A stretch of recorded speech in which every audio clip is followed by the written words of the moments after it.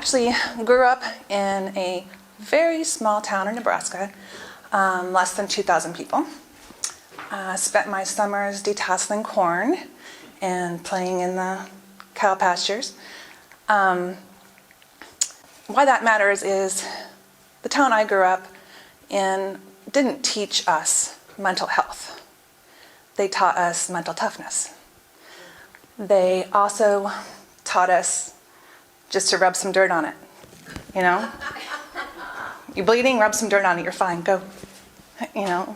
And that's served me a lot in a lot of different ways throughout my life, those lessons, but it's also not served me in other ways. So I went to college, so exciting, big city, not really, but in my world. And I learned a lot about myself in that first 3 days of college.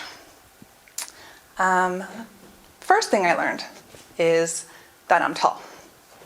I learned that really quickly because a lot of people told me. A lot.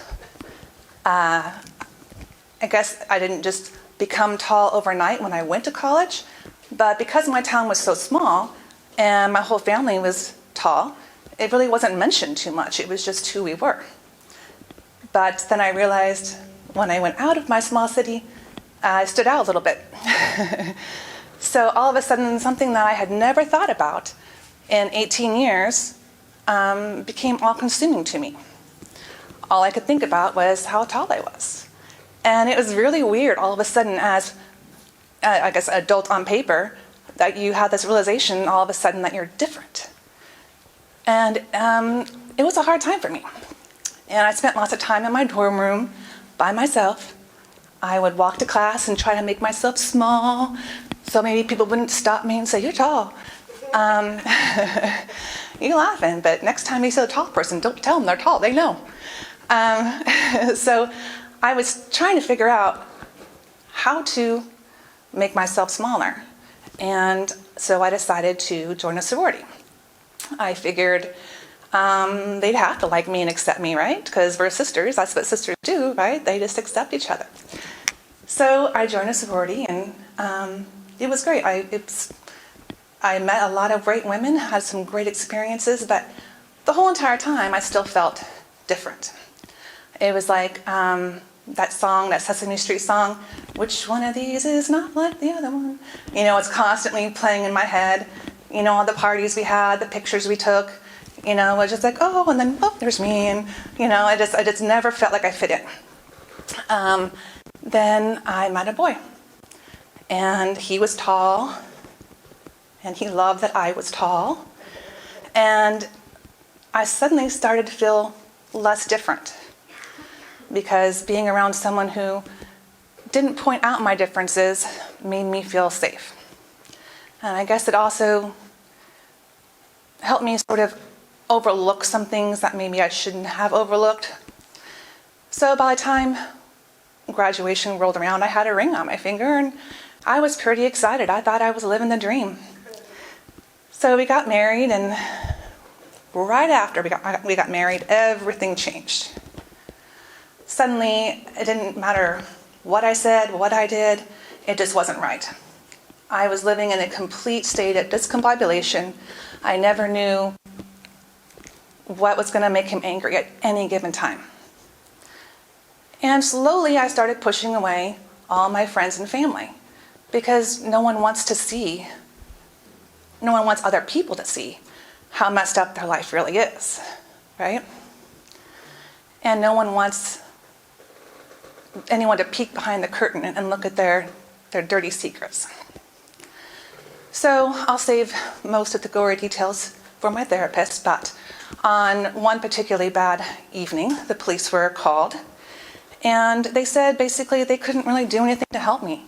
They couldn't make him leave the house, they couldn't make me leave the house, but they very politely suggested that he go and spend the night at his parents' house, which I'm still annoyed about if you didn't get that drift.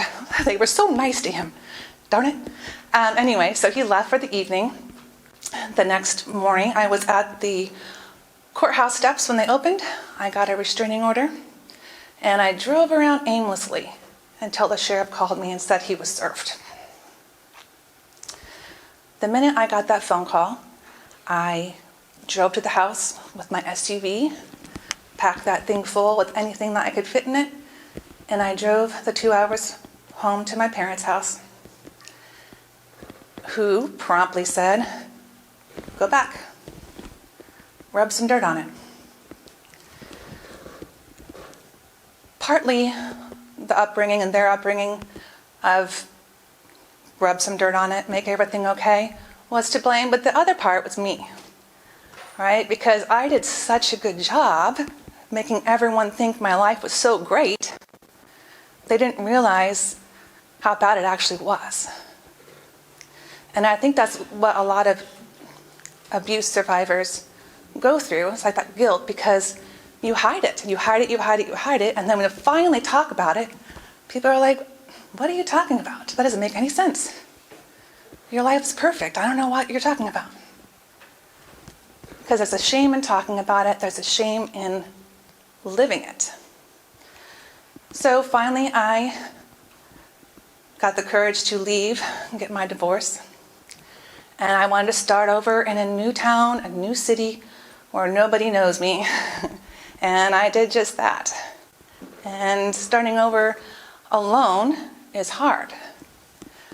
And I brought with me some trauma response from my previous marriage, which showed itself as extreme independence, right? Because you don't trust yourself to trust other people, to pick other people, because you picked wrong before. And not just lovers, it's also friends, jobs, everybody. You don't trust yourself because you messed up once. And it's, I can do everything on my own. I don't need anybody else. I'm going to prove everybody wrong. I can do it all myself. So I didn't have my family support because I left. And I was mad at them for not supporting me. Didn't have my friends' support because I didn't really have any, because I pushed them all away. I didn't want them to see behind the curtain. And the ones that I did have were mutual friends with my ex-husband. And I was scared to death that they would tell him where I was. So I was starting over completely new in a new city. And eventually, through my job, I met some friends, slowly let some people inside. One of those people is my now husband, who at the time was strictly friend-zoned, because I wouldn't let anybody in. But because we were friends for so long, because he lived in the friend zone so long, by the time I actually decided to let some of my walls down, we were actually married pretty quickly, because we had known each other for years. And then soon after that, started having our family. Starting to, make some friends, have a family. Things were actually looking pretty normal for me. And then his job relocates him all the way on the other side of the country. So I'm starting over again in a new city. And I'm tall again. But this time it was much easier because I had my family. I had my daughter. So soon after that, I had my son. Didn't even really have time to make a life for me in this new city because I was so busy raising my family. But I was lonely. I didn't realize how lonely I actually was. I lived in a small world of just my house, my kids, my husband. And I convinced myself that that was what I wanted, that's what I needed. And definitely it was not. Now, looking back, hindsight's 20/20. So ironically enough, then his job relocates him back to where we came from, which was one of the best days of my life. So now I had my little group of friends I had made before we moved. Kids were getting older, going to school. So then I had some new friends. My world got bigger because, play dates, sports, meeting these new women. And again, life was great. But if my stories taught you anything, there's something else happening. So my daughter was in 3rd grade. We got a call that my husband's father had cancer. And it was end stage. And the doctor didn't think he would make it more than a year, maybe 2 if we were lucky. So after a very short conversation between us, my husband and I, we decided we're moving him in with us. Whatever little time he has left, he needs to be with family. So we went out to California, packed him all up, and moved him in with us. And caregiving's no joke, by the way. It takes a lot out of you. And that man lived 7 years. So for 7 years, I had my kids up here, and then I had my father-in-law, and as cancer treatments and appointments and everything else. And then probably around here, I could make my marriage, my husband, and then my pets, my household, my bills, whatever. And then somewhere probably down here, I don't know if I ever got that far, is me. Women do a great job of putting themselves last. And it's even easier when you're a caregiver because there's so many more important things you think that you need to be worried about than yourself. So one night, I was on the couch and scrolling Facebook, as one does, and I saw this new Facebook group pop up. It was a friendship group for women in my local town. And I decided, I should join that. Maybe I'll meet some new friends, because during these 7 years, putting myself last, I really didn't meet new people. I kind of lost connection with a lot of my old friends because they were out living their lives and I was sitting at the cancer center. So I joined, and then I decided that why not just agree to run the group, because as one does, you just jump right in with both feet, right? And again, hindsight, I am sure there was wine involved, but I'm just saying. So now I'm part of this friendship group for women, and I'm running it. And it became very clear very fast that as this group was brand new, it grew like wildfire. That I was not the only woman out there who was needing new friends. Because women do put themselves last. And a lot of women like me with PTSD, trauma response, extreme independence, I don't need anybody. I don't need friends. I don't need self-care. I don't need any of that stuff. So the group really grew quickly. And through the power of social media, other women in other states were seeing what we were doing. And they said, well, I want to do that. So then I started making groups in different cities and different states. And now I have, it's hard to keep track because there's going on almost every week. I think there's 64, 65 groups now across the United States and Canada, with probably over 45,000 members. And so it's just amazing that when you put yourself out there, take your walls down, how many women are willing and wanting to make that connection. And then, of course, another twist, pandemic. So all of a sudden, all these groups across the country that I'm involved in, talking to all these women every day, everything's positive, everything's great, and then all of a sudden, their mood just drops. Everyone's sad, everyone's depressed, and I was like, well, I need to figure out how I can help these women. So that's when I created Moxie. Moxie Inspire A, Grow is my app for women in business to connect globally outside of social media, because who knows what's going to happen with social media, right? It could drop off at any minute now, and the algorithms are always changing. So I created that in 2020. A local magazine did an article on me. Oh, local woman, develops app for women in business. And through that, someone reached out to me and said, you should have your own television show. I was like, what? What are you even talking about? That's crazy. But this amazing group of women who I had built up around me were like, yes, that's exactly what you should do. You need your own television show. And I'm like, that doesn't make any sense. I'm like, well, you're already traveling, you're already speaking, you're already doing all these things. It's just you're doing it on television now. Okay, you're right. So I agreed to have my own television show. Then, shortly after that, the network asked me to be on the board. And again, I was like, yeah, no, That is out of my comfort zone. I don't know what I'm doing. And then my support system said, yeah, you do. You know what you're doing. Get on that board. So I did. And it was very clear, very quick, that I didn't like what was going on in that network. And being on the board just amplified that.